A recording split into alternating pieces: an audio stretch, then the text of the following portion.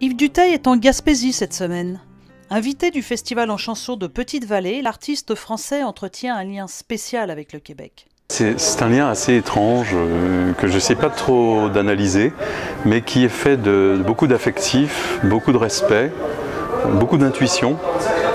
Parce que notre relation a commencé avant même que j'arrive au Québec. Je ne savais pas à quel point les Québécois étaient déjà dans mes chansons. Je crois que je suis tombé en amour avec le Québec et avec les Québécois.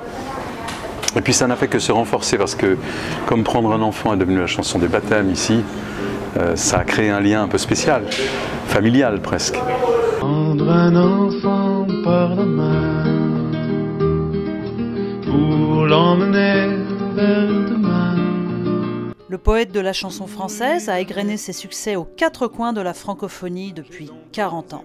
La terre, mais je n'en ai plus que faire, tout en elle me désespère.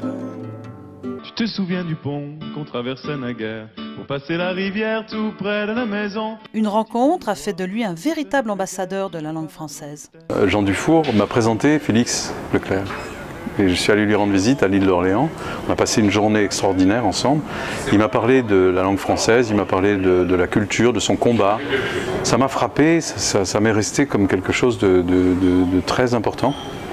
Et quand je suis rentré en France, j'ai écrit La langue de chez nous avec le souvenir de cette conversation. Et j'ai compris qu'on pouvait donner un visage à une culture, à un pays, à travers des chansons. C'est une langue belle, avec des mots super, qui porte son histoire à travers ses accents, où l'on sent la musique et le parfum des herbes, le fromage de chèvre et le pain de froment.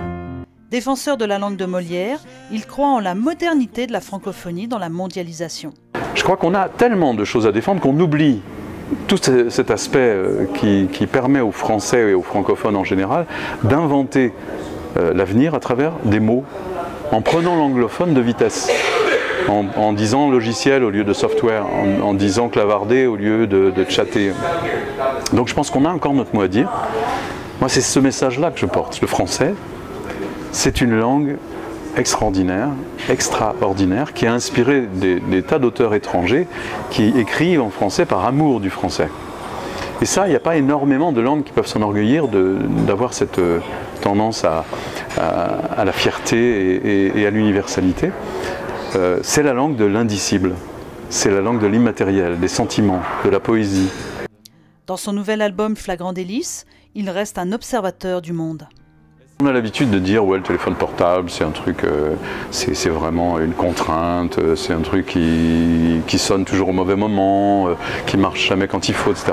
Mais moi je vois aussi, d'abord que c'est un bijou, souvent c'est un très bel objet, et puis il nous permet de nous relier aux gens qu'on aime, où qu'ils soient dans le monde. Vous envoyez un SMS à quelqu'un que vous aimez, et il le reçoit à l'autre bout de la planète à l'instant où vous appuyez sur le bouton.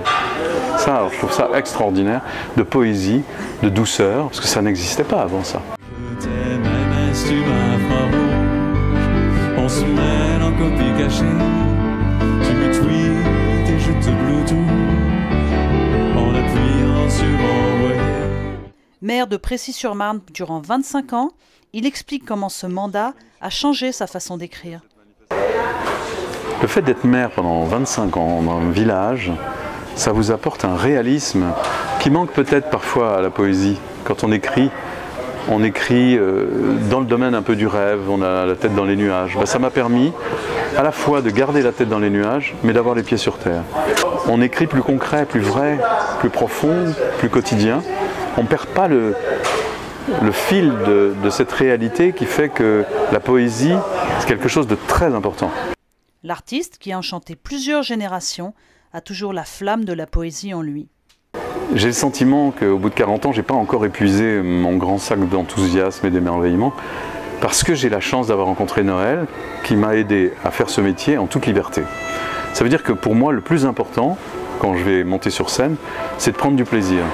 C'est de renouveler ce plaisir à travers l'invention, à travers une improvisation qui se fixe à un moment parce qu'on a trouvé quelque chose de bon. Et puis parce que j'essaie d'écrire différemment, parce que j'essaie de chanter différemment, de jouer de la guitare ou du piano différemment, d'enregistrer mes disques autrement, et de garder cette liberté de rêver mes chansons, quelles que soient les contraintes, puisque nous sommes, avec Noël, producteurs de mes chansons, mais que je suis aussi auteur, compositeur, interprète, éditeur, et finalement producteur des spectacles aussi parfois. Donc je crois qu'on a gardé cette espèce de liberté qui nous permet de prendre du plaisir et que ça reste l'essentiel. Yves Dutheil sera de retour cet automne au Québec. Nathalie Simon-Claire et Sarah Laou à Montréal pour l'Outarde Libérée.